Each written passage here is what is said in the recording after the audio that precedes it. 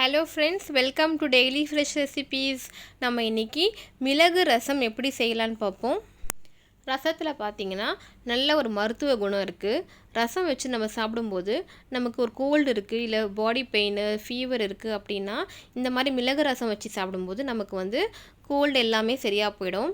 அதே மாதிரி பார்த்திங்கன்னா சூடாக சாப்பாடு வச்சு இந்த ரசம் ஊற்றி நம்ம கொதிக்க கொதிக்க சாப்பிடும்போது ரொம்ப அருமையாக இருக்கும். மிளகு ரசம் கண்டிப்பாக செஞ்சு சாப்பிட்டு பாருங்கள். இதே மாதிரி செய்யுங்க என்னோடய வீடியோ பார்த்து. நான் இன்றைக்கி பார்த்தீங்கன்னா ஒரு லெமனை விட கொஞ்சம் கம்மியாக எடுத்திருக்கேன். புளியை கொஞ்சம் தண்ணியில் ஊற வச்சுருந்தேன். 1 hour பிஃபோரே ஊற வச்சுருந்தேன். இன்கேஸ் நீங்கள் ஊற வைக்க மறந்துட்டீங்க அப்படின்னா சுடு தண்ணியில் ஊற வைங்க. இப்போவே நம்ம கரைச்சி எடுக்கலாம். நல்லா இந்த மாதிரி கை விட்டு கரைங்க. அப்போ தான் நமக்கு அந்த புளி ஜூஸ் தண்ணி இருக்குது இல்லைங்களா, நல்லா திக்காக நமக்கு எல்லாமே நம்மளால் கரைக்க முடியும். சரிங்களா? எப்போவுமே கை வச்சு செய்யும்போது தண்ணி ருசி நமக்கு கிடைக்கும்.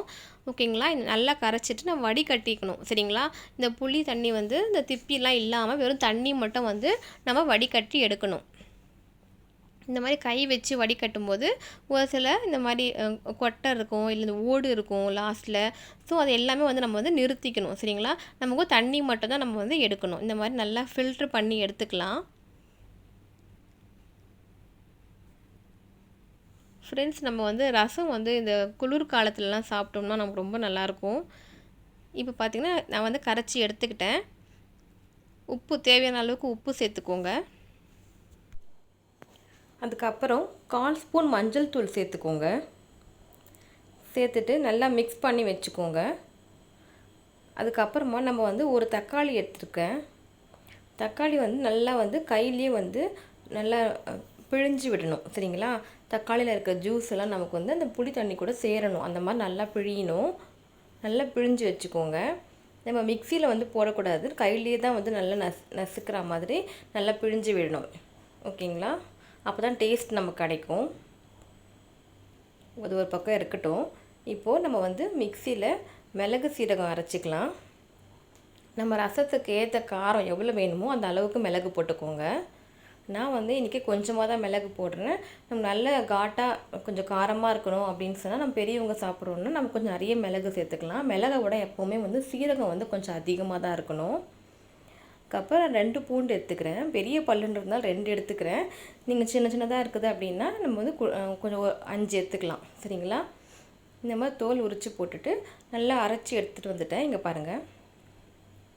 இப்போது அரைச்சி வச்ச மிளகு சீரகத்தை நம்ம கரைச்சி வச்ச இந்த புளி தக்காளியெல்லாம் கரைச்சி வச்சோம்ல அது கூட சேர்த்து நல்லா கரைச்சி விட்டுப்போம்.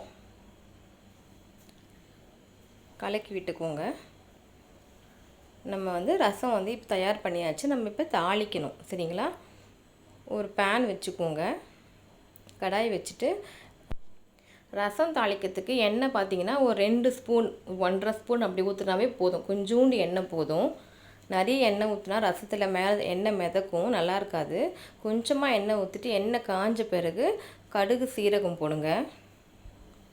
கடுகு நல்லா பொரியணும். சரிங்களா? எப்போவுமே தாளிப்பில் தான் நம்மளோட குழம்பெல்லாம் ருசி இருக்குது. நல்லா கடுகு பொரிஞ்ச பிறகு நான் இன்றைக்கி 4 காஞ்ச மிளகாய் உடச்சி போட்டுக்கிறேன்.